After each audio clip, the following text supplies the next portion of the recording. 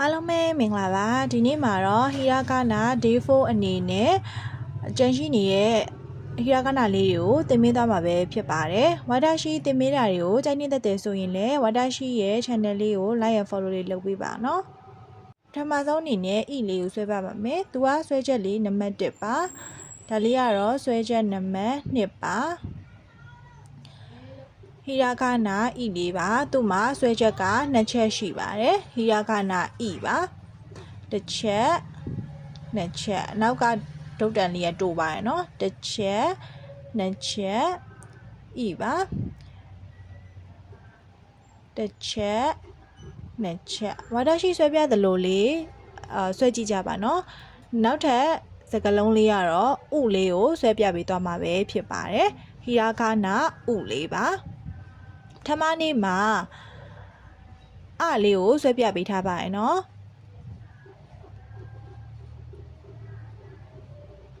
ဒါလေးကတော့ဟီရာဂနာဥလေးပဲဖြစ်ပါတယ်ဥလေးကိုဆွဲပြပေးသွားပါမယ်သူ့မှာလည်းဆွဲချက်က2ချက်ရှိပါတယ်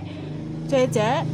2ချက်ပါဝင်ပါတယ်ကဲဒါဆိုတူတူလိုက်ဆွဲကြပါနော်ဒီလိုအဆောင်လေးအဲ့ဒါကတစ်ချက်ပါဆွဲချက်နံပါတ်1လေးပါစောင်းမယ်ဒီလိုလေးဆွဲမယ်ဥလေးပါဆွဲချက်နံပါတ်2ပါဥလေးပါသူကမြန်မာအခရာဆို1နဲ့တူတယ်1အပြည့်မဟုတ်ပဲနဲ့တဝက်ကလေးပေါ့နော်ဟိုအသေးပုံဆွဲတဲ့ပုံစံလေးနဲ့တူပါတယ်ဝါဒရှိကဒီဟို laptop နဲ့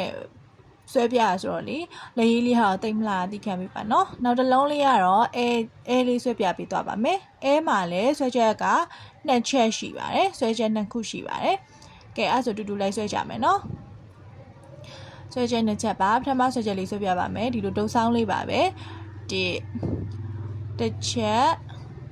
2ချက်ပါ2ချက်ပါတော့ဝိုင်းပြောင်းမြန်လေးနဲ့တူပါတယ်နှစ်လေးကနည်းနည်းချော်သွားလို့เนาะကဲအဲ့ဆိုပြန်ဖြတ်လိုက်ပါအောင်မယ်ဖြတ်လိုက်ပါမယ်ဝါဒရှိသင်ပေးတာတွေကိုကြိုက်နေတတ်တယ်ဆိုရင်လည်းဝါဒရှိရဲ့ channel လေးကို like and follow လေးလုပ်ပေးထားကြပါเนาะအဲလေးကတော့2ချက်ရှိပါတယ်ဆွဲချက်2ခုရှိပါတယ်ဝါဒရှိရဲ့ဗီဒီယိုတိုင်းကိုကြည့်ရှုပေးကြတဲ့သူတွေအားလုံးကိုလည်းအထူးပဲကျေးဇူးတင်ရှိပါတယ်เนาะနောက်ရက်တွေမှာလည်းကြန့်ရှိနေတဲ့ဟီရာဂနာလေးလည်းဆွဲပြပေးသွားပါမယ်ဒါအပြင် grammar လေးလည်းသင်ပေးသွားပါမယ်เนาะ